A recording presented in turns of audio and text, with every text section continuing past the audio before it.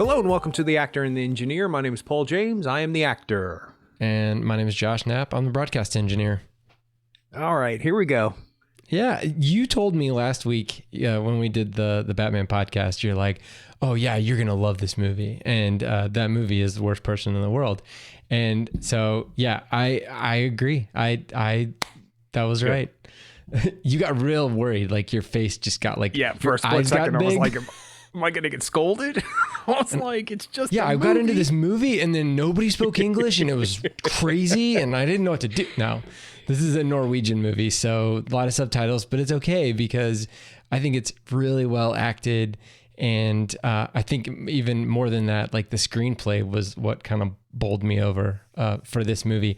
And so, yeah, I definitely want to get into that. But initially I just wanted to get like it's gotten a lot of play. This is Joachim Trier's film. He's done about 5 movies, and 3 of them have kind of centered around his hometown of Oslo, Norway. And so this is the third of those 3.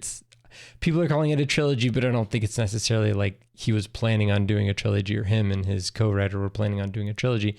It just kind of happened that way. So did anything like draw you to this other than the BAFTA nomination and the Oscar nominations, or, you know, because I didn't know much about it when I went into it, and I'm kind of glad I didn't, because I had a perception of this movie and it was different than what actually happened, but I was surprised by what happened in a good way. Yeah, no, I agree. No, the BAFTAs and the Oscar nominations all solidified what people have been talking about for about a year, because it did really well at a couple film festivals, and people have been talking about this film. I think it was at Cannes too. Yeah. Yeah. Oh, she won. Renate, how do you say her last name? Renate Reinsve. She won the Cannes Film Festival Best Actress Award and deserved it. So it's been in my zeitgeist for a long time. And of course, once people start saying Drive My Car is in competition with The Worst Person in the World, one's going to win screenplay, one's going to win Best Foreign Language. And I was like, wait, everybody slow down. Because it's hard to get into the foreign language Best International Feature, now it's called. That's hard to get into because you don't get a chance to see all of them until either they win or the nominations are so strong.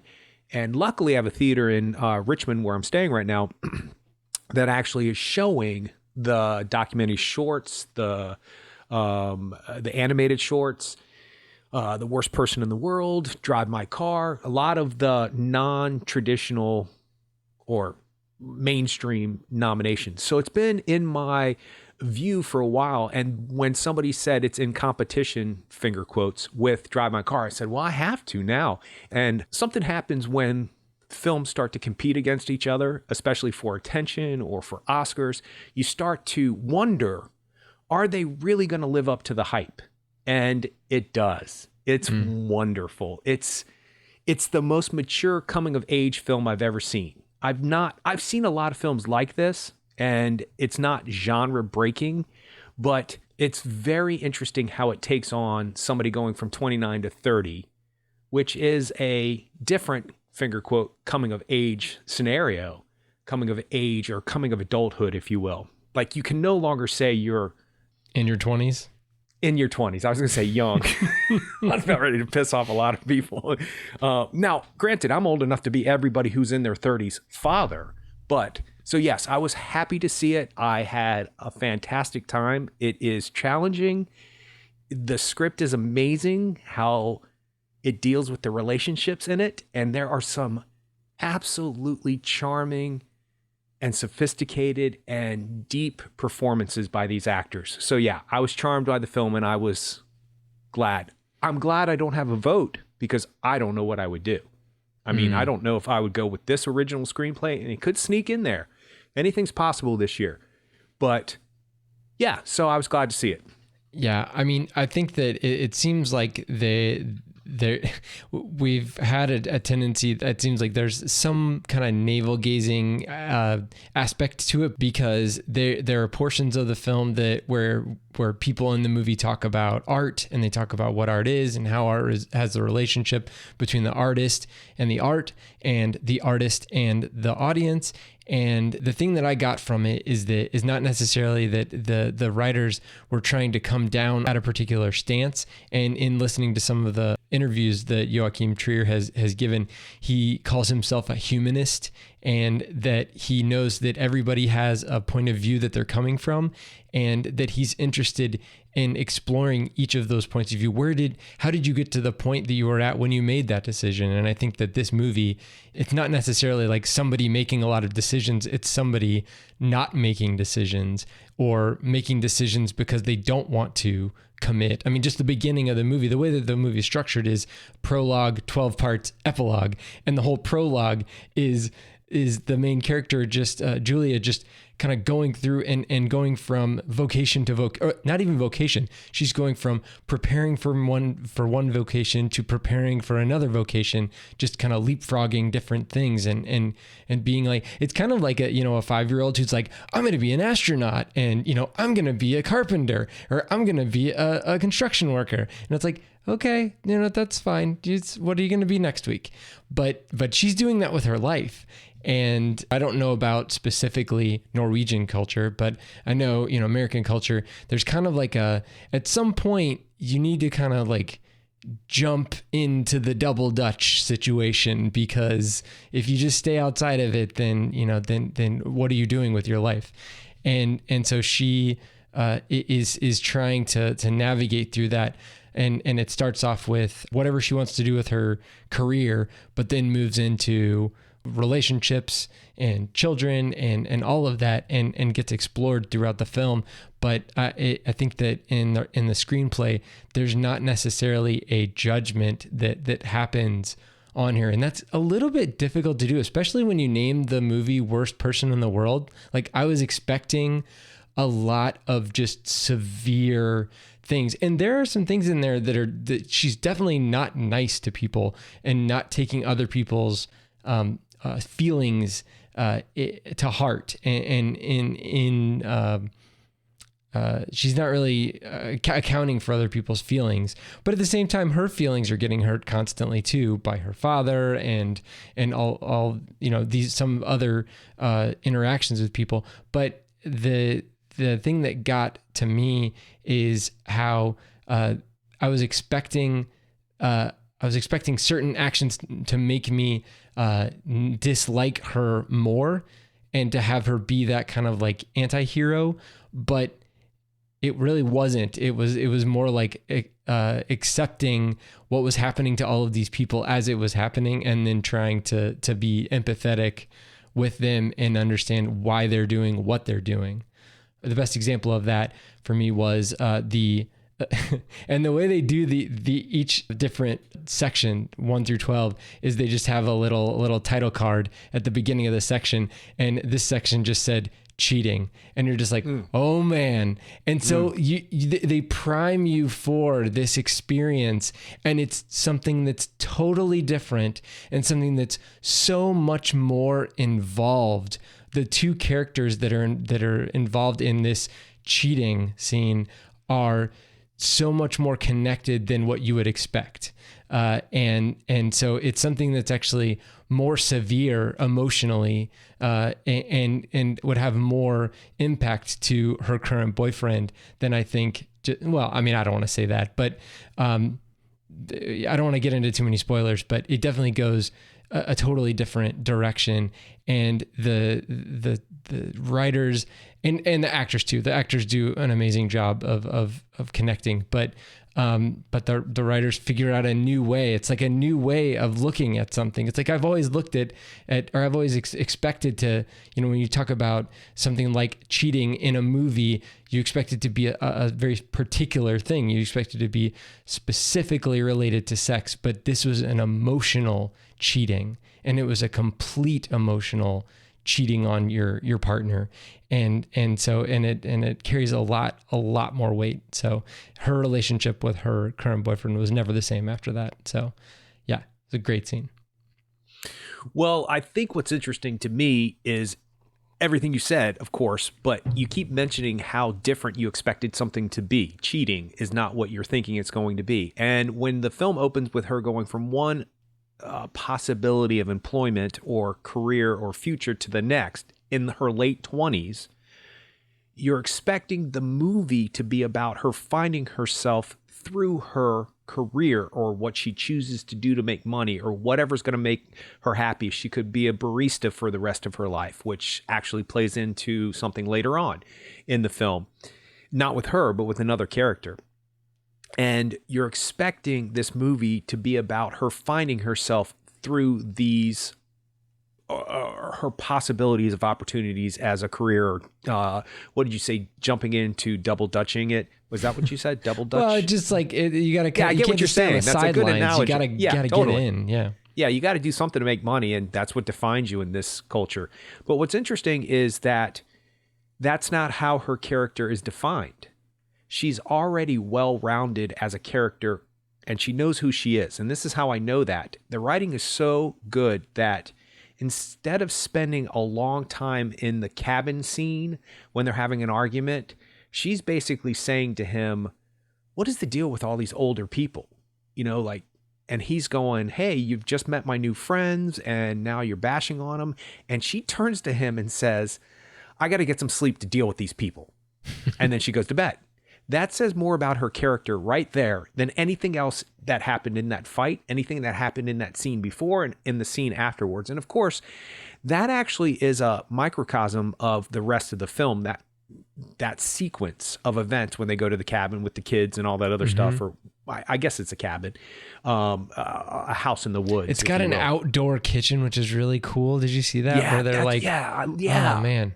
And I know there's probably a way to like close it up, but when you're not there, but like just the fact that they're just kind of like every room is a separate room and they're all like facing out.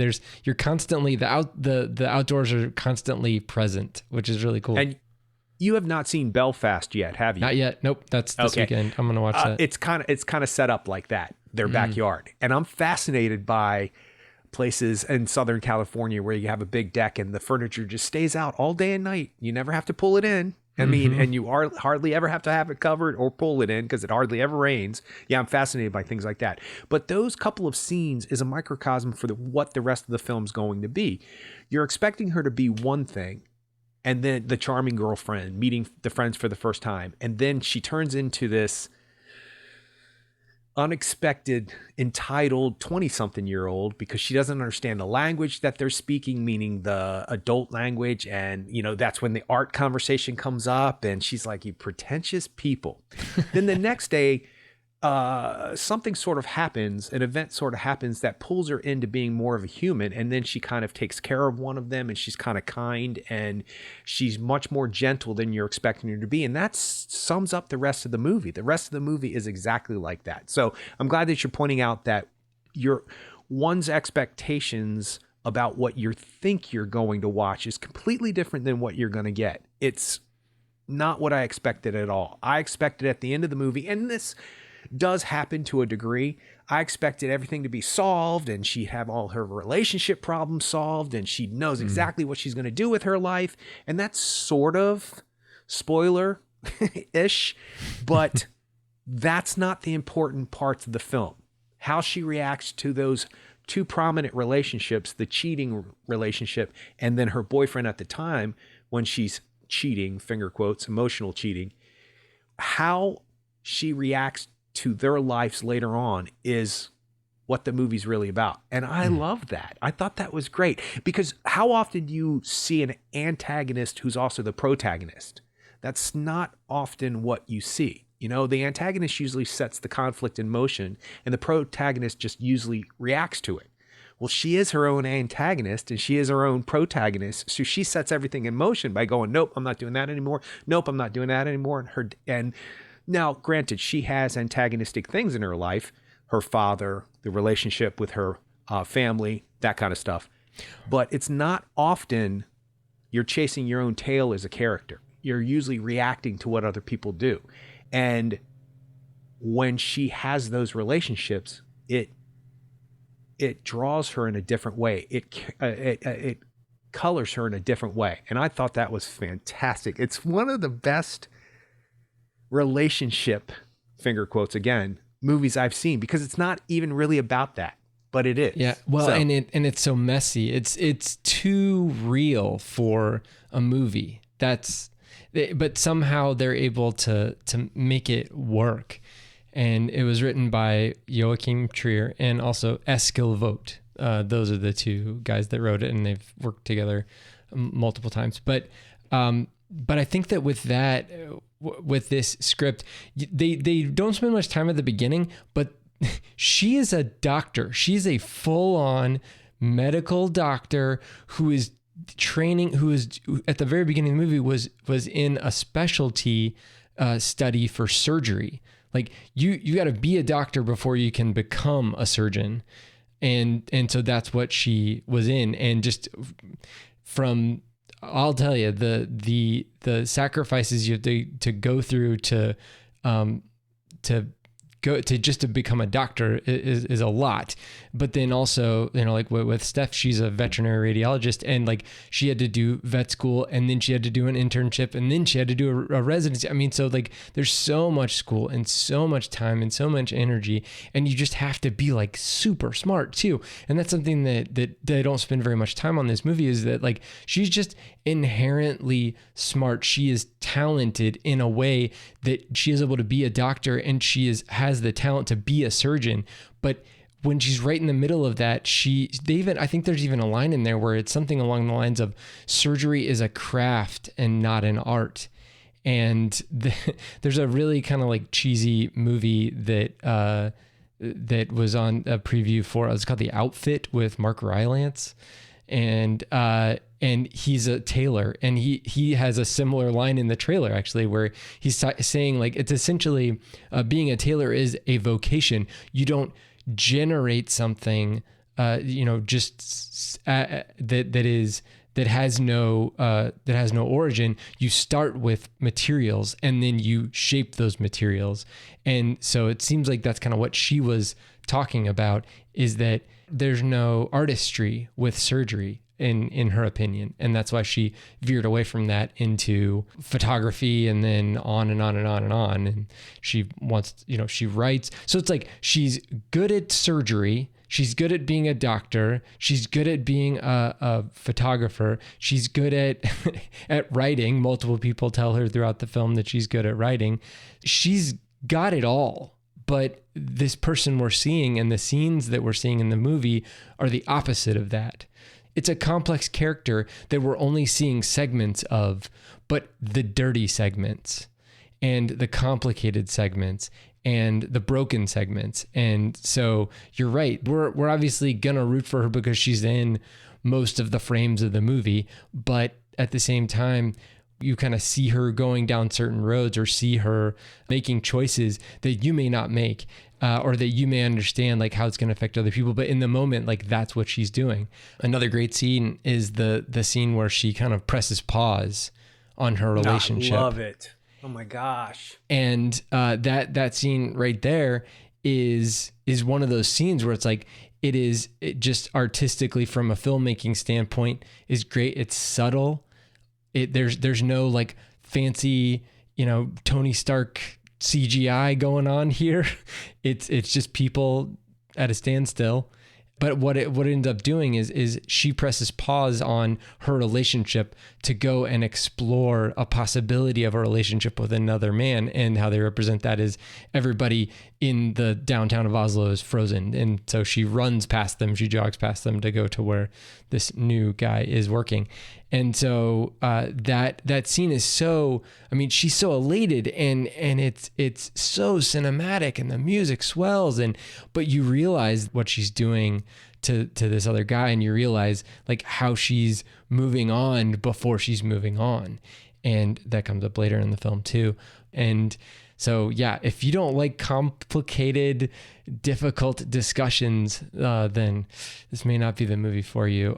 He did in a couple of his interviews Joachim Trier brought up Ingmar Bergman's Scenes from a Marriage, which they just redid there was like it was an HBO miniseries, I think. I can't remember. It was Jessica Chastain and Oscar Isaac or something? Yes, okay. yes.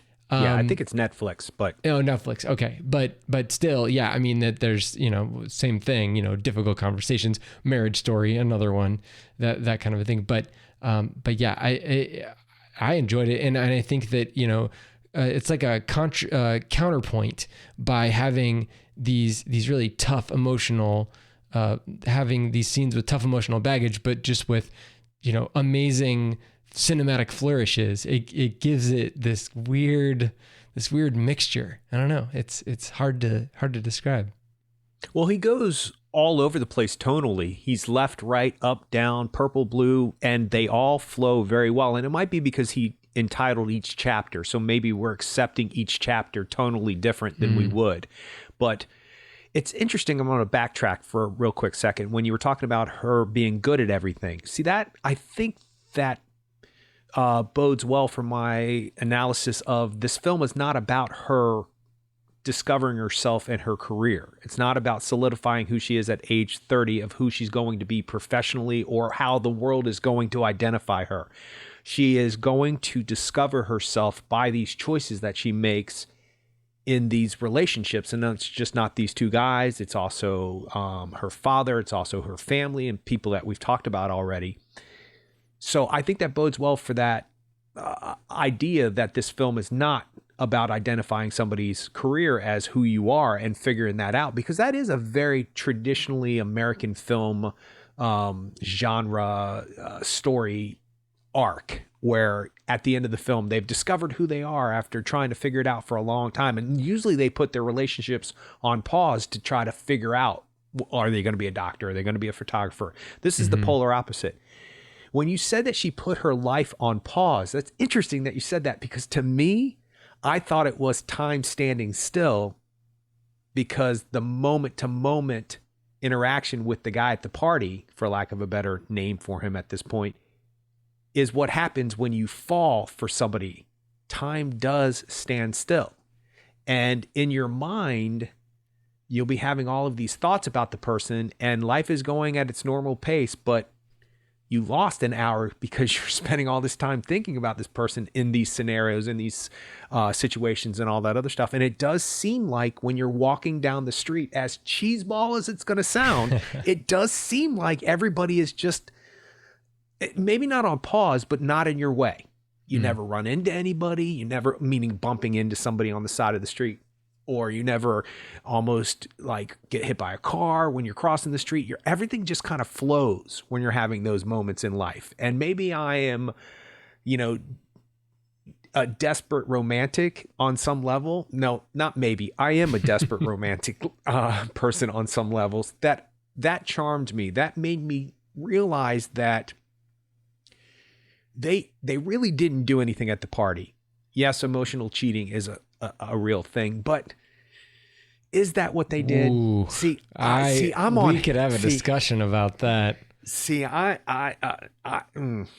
I think they share a lot of experiences, and I think that they're both open emotionally to each other in a way that you just wouldn't be open to just like somebody, walking down the street, and they're both willing to do that because they're interested in each other. And I think that you can define something with, physical acts, and you can define it with, emotional connection. The potential of a relationship between those two people actually fed them more in that moment than an actual relationship, than a physical consummation of that relationship. So that, I think, was and she was already currently in an emotional relationship with someone else. And he even said that too, that he was in something like an emotional relationship. Like he said something about like, I'm in one too. And I really do enjoy it, love it. I can't remember exactly the words that he said, but something similar to that. But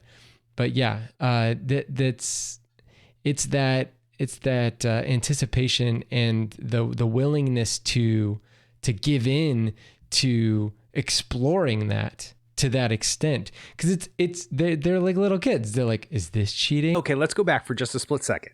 So you had said they're like little kids. It's interesting that you just said that, because I was getting ready to say if they were 15, 16 years of age and they were dating somebody and they were just dating, they're learning about an emotional connection between two people. But that doesn't necessarily mean that it's sexual or that it's cheating per se, because even when she does watch him pee, she's like, yeah, nope, there's nothing sexual about that, right? And he's like, see, told you, like, no big deal. And then, of course, when she goes to the bathroom, she also passes gas, which is simultaneously hilarious and sweet and endearing. And her face is hysterical and his face is hysterical. And by the way, his name is Herbert Nordrum, I believe.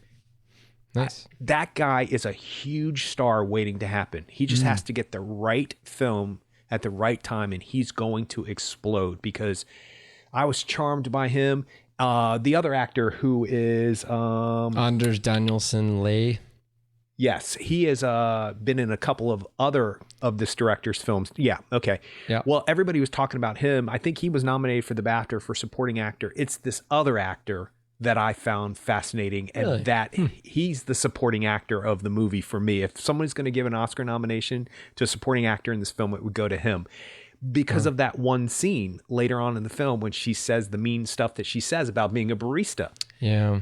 He's devastated by that. He's like, gosh, that hurt. And the way he says it, it left a lump in my throat. I was like, so I guess we could go around and around about, and I think we're like identifying some things about our characters here. No, for me, for me, it kind of comes back to the 10 Commandments, do not covet your neighbor's wife. Coveting is not necessarily like going over there, knocking her on the head and bringing her back to your house. Like that's not it. It's what are your motivations? What are the motivations? That's what I think it comes down to. Well, us normal people on this earth who haven't found the love of their life like you and live this charmed, beautiful, gorgeous family looking life that you have with a beautiful wife, and you're an attractive guy yourself. So congratulations. And you found each other young.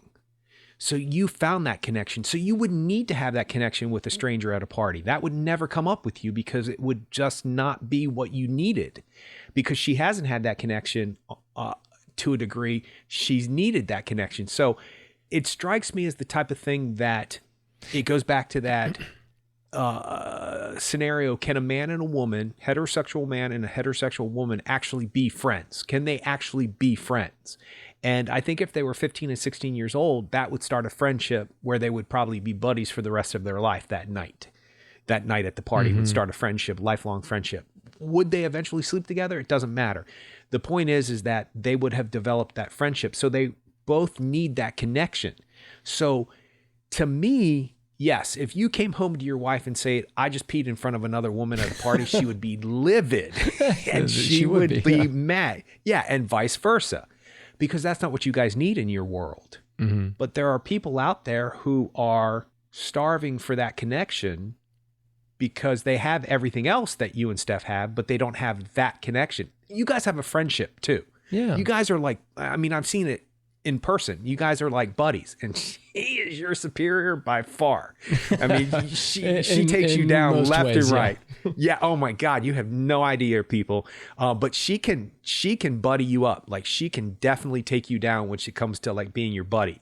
And especially if she's, if you're trying to be right, which you can have a tendency to do, but Never. Coming from me, that's like kettle black. Anyway, that's not something you need in your world. So if it is something that you need, is it cheating? Now, the director says cheating on the card. Yes. So, that could just be like exploration of cheating. Just because he says cheating doesn't mean these people will cheat, but that's what I think he's priming you for. But either way, like, so maybe from what you're saying, and I can try to back up a little bit and say, like, so there's a difference between, like, me placing myself in that situation and me determining what I would do in that situation versus accepting what happened in that situation and trying to dig into, like he said in some of these interviews, like trying to dig into the motivations behind each of the characters into why they would be doing that, not judging them and saying, like, this is why they were wrong. And here's why the screenplay is so interesting to me. And I keep using that word. I've got to come up with a better word. she stops at a party, and you've seen people in movies crash parties all the time and have situations like this happen to them. This is not a new situation for a movie, but the fact that she has the need to crash a party and the need to connect with somebody and the need to act as if she was invited to the party, to the wedding. She had just come from another party. Right. That says a lot right there. Right. Absolutely. Absolutely. Like, why would you need to? And she actually says, I'm tired. She basically says, I'm tired of this party. I'm tired of partying. I'm going home, but yet goes and spends all night. Yeah. To the crack of dawn. See, I just think that each of their partners, if they truly loved them, they would understand why they needed to spend the day, night, and morning with each other. And it might have enhanced her relationship to what's his name? Axel. It could have enhanced it. She could have seen something that was missing and try to figure out whether or not that's organic, whether or not that's just the chemistry between her and the other guy, or if it's something that could be pursued, or maybe that's why her and Axel are not working correctly, because that's not there. So I don't know if I just don't feel like I'm trying to justify cheating. You know what I mean? I actually had a completely different take on it. I just didn't feel like they were cheating at all. I feel like they found a kindred spirit, an unexpected experience happened, and that's kind of what life is. You go with the unexpected experience, and then you come out of it and you reevaluate what your life is, which is exactly what she's doing throughout the beginning of the film. And then you come out on the other side, and either you stay with the person you're with, or you grow, or you realize that you don't need to grow that way. So I don't know. I just so was charmed by him too. So I'm not being objective about him at all, because he is something, he's got a spirit about him. It's just so funny because I never thought of it as cheating. I never thought here's the problem with it. It doesn't matter whether or not I think it's cheating or not. I never thought about their other significant others. I never thought about that. I never thought about what would Axel say. It's probably because you were immersed in the main character. You were immersed in Julia as a character, as a person, right? So you were, I mean, is that something where when you're experiencing a film, you glom onto a particular character and like kind of see the movie through their eyes? Or because I'm the opposite of that. I'm like the field general, like checking in with different people and being like, oh, what about this person over here? Oh, we haven't heard from this person in a while. And constantly like seeing all the pieces move around instead of just like being completely enveloped in a character with a few very specific exceptions, like Tom Hanks at the end of Captain Phillips, which you just sent me a picture of. He texted me a picture of that, and I'm like, well, I was having a good day until that moment, but now I am sad. You can look at that two ways, Josh. You can look at it like I was having a good day and you just ruined it, or thank goodness I'm not Captain Phillips in that scene. Oh, there you go. Look at it that way. Yeah. All right. Yeah. Okay, so here's a justification, but it's already established they're having problems. Mm-hmm. Axel and Julie or Julia? I can't remember. Is it Julie or Julia? I think it's Julie, isn't it? Julie. Yes. They're already having problems, and their problems are fundamental problems. They're not, we need to figure this out problems and keep going. They are the fact that they're 10 years difference. He's in a completely different place in his career than she is. She hasn't even started her career. She's kind of latched onto him because they're attracted to each other and they had chemistry and they fell in love. But he is also security, and he has established his life. And so it's something that she's not. And that never works. It never works. Don't find yourself in me. And that's essentially what's happening, is she's trying to find herself in him, and she resents him for that. And she resents him to the point where, yeah, he's this great comic book graphic novelist for the longest time. And then all of a sudden he's this sexist pig who is doing this wrong thing, and he's out of touch with society, and he's out of touch with Me Too and all that other stuff. Now, that's a little mini subplot with his character too, but she does use that against him. She's just not happy with herself. Yeah. Spiritually, emotionally. So she's never going to figure out what she's supposed to be professionally. She's never going to figure that out. And I think the character at the party the gentleman at the party, brings out an ease to her character that she's not felt before. That's why it feels so good, because obviously it doesn't work out with them. So that was not meant to be. But ironically, that's the thing that pushes her into discovering who she is professionally. Yeah. So, and I think that it to a certain extent, the film is kind of constantly like batting you back and forth of like, it's the whole grass is always greener on the other side, or it's the hope of something new, fulfilling an emptiness in you. And both of the characters talk to her about her dad, and both of her boyfriends that we focus on in this film talk to her about her dad. But ultimately, you can kind of see that she's trying to fill a particular hole with different experiences and or different people, and none of them are really filling that hole. And a big tip off to that is the scene where she takes mushrooms, or where they all take mushrooms. And then, do you remember how that scene kind of ends with well, first of all, there's a little bit of motherhood going on there. There's aging going on in there.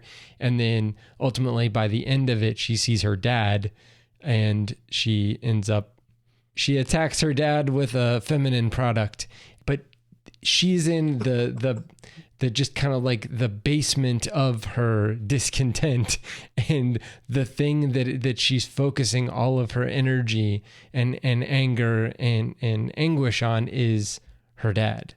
And it's very in her subconscious, obviously, because I mean, I've never been on mushrooms, and if it's anything like this scene, I don't ever want to be on mushrooms because it's too scary.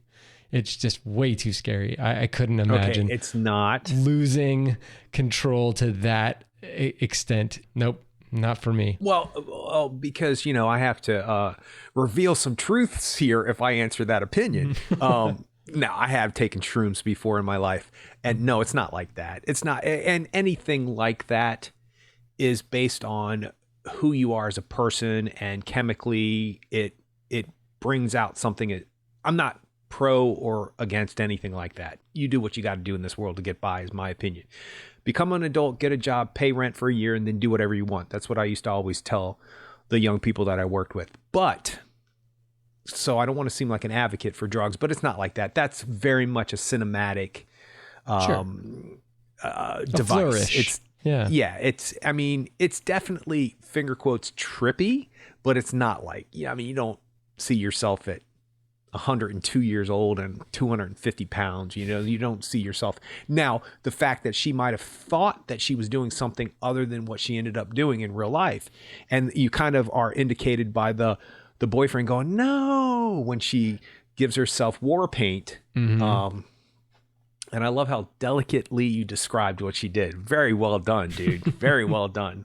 I don't think I could have been I don't think I could have been as clean as that. But yes, I don't think whether or not it's a simulation of what really happens when you trip in real life is a point at all. You're exactly right. And by the way, I was going to say, it's interesting because with her first boyfriend, she's trying to have a relationship with her father and fails. And then you find out things. They go to dinner together and he stands up for her. She wrote a story. It got published, all that stuff. By the time she meets, what's his name? Elvid? What's his name? Elvind. Yeah, I don't know. Yeah, I'm not sure how to say his name. I like that guy. By the time she meets him, and then goes back to Axel to talk about a few things, she's like, "No, I cut my father off," and he's basically like, "Well, I was sort of giving you that impression. That's what you should have done at the time. So congratulations, good for you." So it took two different relationships to form her to get to where she needed to be in that relationship. That's obviously that's the antagonistic part of the movie. And I think that that's an interesting little microcosm of her maturing, because what that ends up saying is that like her dad had already cut her off long before that, and she had essentially given up, not given up. She'd essentially stopped expecting him to be interested in her again, or to want to engage in her life again. So she had moved on, and in the same way that by the end of the movie, she moves on emotionally from, even though, like, did you notice where she was living at the very end of the movie? We're way into spoilers, so, the very end of the movie. She was living in Axel's apartment at the end of the movie. Nothing about that. I remember it. I remember she's looking out the window and she sees Elvind, and he has a baby and a woman. Oh no, that's at her work. So she. That's at her work. That's at the set, like on the set of that. Right. Okay. And then right after that, she goes back to her apartment and starts editing that lady's photos. So yeah, right. Yeah. But when she's in that apartment, I'm pretty sure it's Elvin. I'm sorry. I'm pretty sure it's Axel's apartment, Axel's old apartment. So he passed away, obviously, from pancreatic cancer. And so I think he might have like given it to her, or maybe it was a condo. I don't know, but she was living there. So, I mean, that's an interesting choice, I think, on the, so it's that she is moving on, and you can tell that she's moving on. And even the way that she interacts with the actress, which I wanted you to talk me through that. So if you're an actress and you've got to act like you can't cry, but then immediately after the scene within the scene, the scene in the movie within the movie, you have to really act and really be sad that the director doesn't care that you couldn't cry and actually cry. Like, that seems really counterintuitive to like keep track of what you're doing. I don't know. It's difficult. It's like people who are in movies. People are in movies who have a movie within the movie where they're bad actors. Like, you have to be a good enough actor to act poorly. Right. Ugh. It's tough. Well, I've often, the comparison is Jennifer Grey in Dirty Dancing. Follow me out with this. Mm-hmm. She has to act like she's a bad dancer, but she's already learned all those routines. Yeah. There's no way that she hasn't learned those routines. There's no way that she didn't start prepping for that 4 or 5 months before, because the dance routines that they do are pretty intense. They're not like simple things. And she has to redo the same scene at the end and then complete the big dirty dance raise move over his head, lifting her up. But I always think to myself, what would it have been like to do the whole montage of her trying to learn how to dance, and then like on the log, and then her trying to dance down the stairs, and that very famous scene with her trying to figure it out. And she's just a little off rhythm in that. And she doesn't have the same moves that she has at the very end. And so not only did she have to pretend to not know these routines, then she had to pretend that she knew it, but only so straight-laced and so staunch that she couldn't do the last move when they were doing the reason why she becomes his partner to begin with, and then how loosely and how rhythmically in place she is at the very end. I think to myself, that's complicated. That's really difficult to do. A friend of mine had suggested that they do a cameo Oscar, and maybe not an actual statue, but maybe a certificate, or maybe an awareness to these small parts in movies that people, you couldn't do the movie without that small little cameo. And cameo connotates that it's usually somebody famous, but not necessarily. And the example that they gave is the old lady in Moonstruck. I put a curse on that plane. That whole scene, I don't either. I don't believe in curses. I don't either. After she gives that long speech, she deserves a cameo Oscar because she gave something to that movie.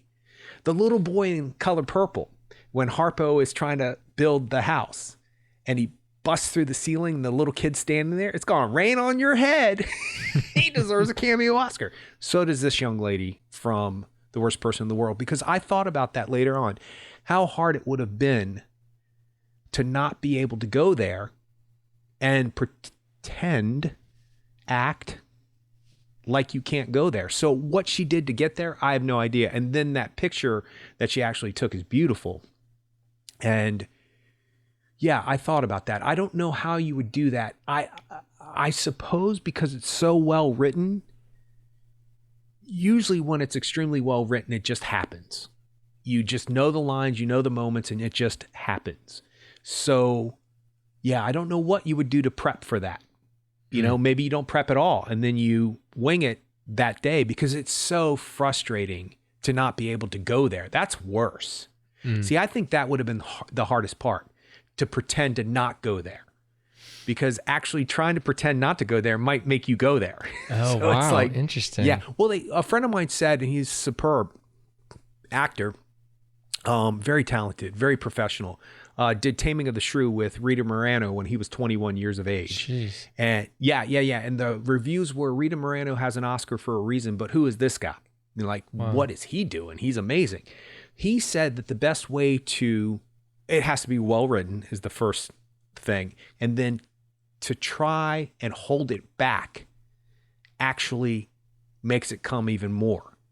So just like when you're a little kid and you're refusing to get upset and you're trying not to cry to prove that your mom or dad, they're the meanest people in the world. And, you know, if you cry, then you're going to prove that, you know, they're right and that you're emotionally not strong enough. So you try not to cry and then you start to cry because you're trying not to cry. So yeah. So there should be some kind of cameo Oscar awareness out there. And she definitely deserves it for this film. Well, lastly, I think I wanted to bring up the title of the movie because, like I said, in going into this, I expected one thing, I got something different, but I kind of do understand why they named this worst person in the world is less of a, because the only one person says that phrase in the movie. He does, and it's not her, it's Axel, and he says it about himself. No, I thought it was what's his name said it. Oh, did he? Okay, my bad. So then I thought it was Elvind. I thought so. Okay, but it was He's definitely talking a on the boyfriend. phone. Okay, it was definitely a boyfriend, and he says, you know, I'm the worst person in the world, and that's, I think, where they're kind of going with this is that it's about failure. It's about not matching up to what you may have expected or what you may have sought out, and then you're left with whatever's happened. And so she's kind of moved through her life and made the decisions that she's made, or not made the decisions that she's made, or things have happened to her, or things have not happened to her. Her becoming pregnant, or her, you know, testing positive for a pregnancy, gets her to go to see Axel, and for them to have that conversation that they would have never had as boyfriend and girlfriend. Or while they were in the relationship, they were able to be much freer with each other and explaining to each other or asking each other things after their relationship was over versus when their relationship was in that tenuous position that it was in. And he was much more open and willing to communicate with her because he was at the end of his life, and he was talking about all kinds of stuff, just about, you know, impermanence and what he's created and how, you know, what it means to him or what it doesn't mean to him, and all the things that he remembers or that he thinks about, and how, you know, he's been a collector, and how he grew up in a time that there were things as opposed to just like a single thing, your phone, you know, because there's kids that have grown up that are adults now that have just been constantly fed from a single device, one device at a time, instead of surrounding themselves with collections or with, you know, with other things.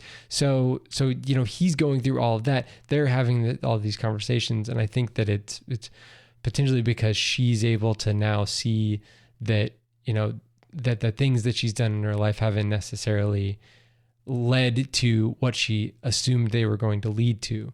And so the being able to internalize that and accept that, and then move on, knowing that you're probably still gonna be the quote unquote worst person in the world sometimes, and you can still move on with your head high. I think that's what I got from it. Yeah, I didn't think much about it. I don't think it's very literal. I think it's more hyperbolic. I think it's one of those things where it's like, oh, I met this guy at a party and we peed in front of each other. I'm the worst person in the world. I'm dating somebody. Oh, okay. And of course you're not, because then your girlfriend or your boyfriend or whoever says, why did you decide to blow smoke in that guy's mouth? Like, why did you do that? And they sort of got your back and they sort of have your side. I said to somebody recently, I feel so selfish. And then they listed 10 reasons why I couldn't possibly be selfish because of the things that they see that you do, but you don't see it as your own person. Well, you're your strongest critic, in general. Correct. I think good people, they're their strongest critics. I'm the worst. I never get good reviews in my mind. Never. That's not entirely true. But I think we do a good job at the podcast. Let's put some positivity out there in the world. So I think it's one of those, I would like to hear the interpretation of why it is called that. It almost sounds like it's just a throwaway statement. Let's just call it the worst person in the world, like he says, because everybody's going to think that, because really she doesn't do that much that makes her the worst person in the world. Not at all. As a matter of fact, you're way more sympathetic to her plot in life. Ploy? What's the word I'm looking for? Is it plot? Her lot in life? Lot in life. That's what I was trying to say. Thank you. Because of the father situation and the family situation and her not being able to identify herself through a profession. Maybe it's supposed to make you set yourself up to believe this person is the worst person in the world, but we're not defined by our worst choices. We're defined about how we decide on the other side of the worst choice. That's why it's important she goes back and speaks with Axel when he's sick. Yeah. And it's important that she says, I gave up on my father. It's important. She grew from the time she was. So she's growing as a human being. So I just think it's funny because I have a feeling that in other countries, it would be kind of a kitschy, kind of laughable title. And after the film, they would get a kick out of it because I'm going to say in America, in my life, I overanalyze things and maybe we are overanalyzing it. It doesn't really mean anything other than a tagline to get you into the theater. It could be as simple as that. And I think that the poster kind of does that. Like just in looking at the poster, you see a big, huge title, The Worst Person in the World. And you see this like beautiful woman, like smiling and running, in like mid stride. And you're like, okay, all right, no. And so I could totally see somebody looking at that being like, oh, that's probably some sort of Jim Carrey comedy or something, from the Yes Man or something. Yeah. So, there you go. Stuck on You. Yeah, there you go. But, but that's there's comedy in this movie, but there's tears in this movie. There are difficult things in this movie because I think this movie is trying to represent certain aspects of humanity. I think we put way too much precedence on album covers and lyrics that are taken out of context and that has much bigger meaning than it is. No, it's just a title. It just sounded good. A friend of mine was in a band when I was growing up and they were pretty amazing actually. And they did pretty well. And we've actually talked about them before. And he has this song called Beauty and the Beatitudes.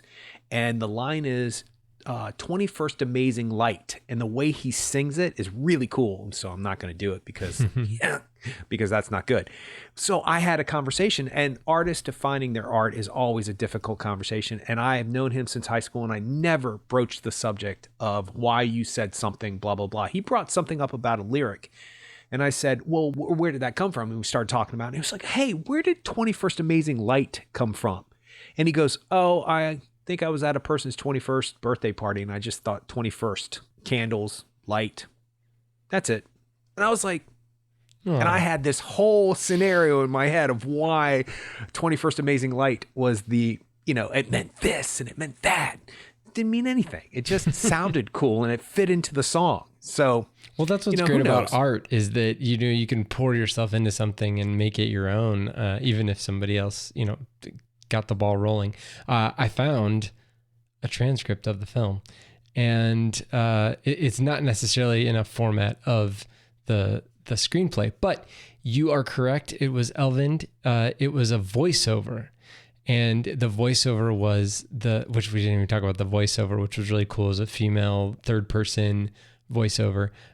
said that the sum of Western guilt sat behind him on the couch, went to bed with him at night. Everything was weighed against the greater cause.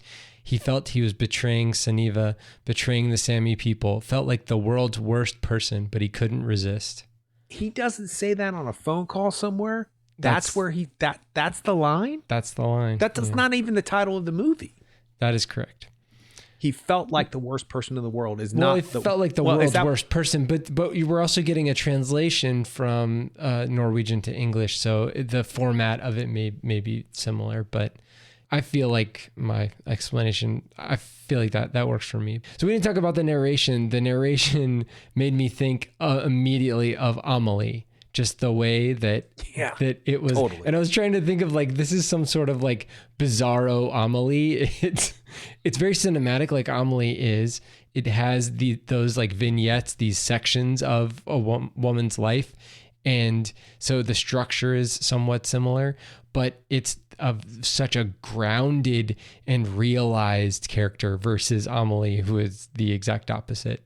And the whole feel of Amelie is the exact opposite. Both are great, but yeah, I just thought of it as a kind of a juxtaposition of Amelie, but still in that vein.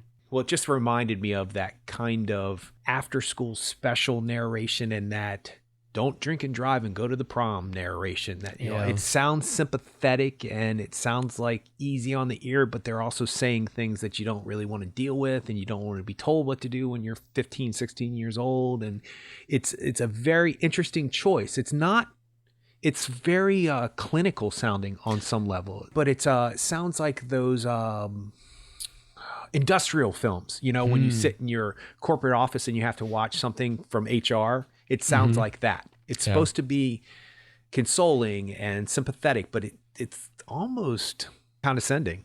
Oh, yeah, I can see that. But the other thing I loved about the narration is that a lot of times the narrator will say Julie's inner dialogue, but then Julie will immediately say it to the person that she's in front of.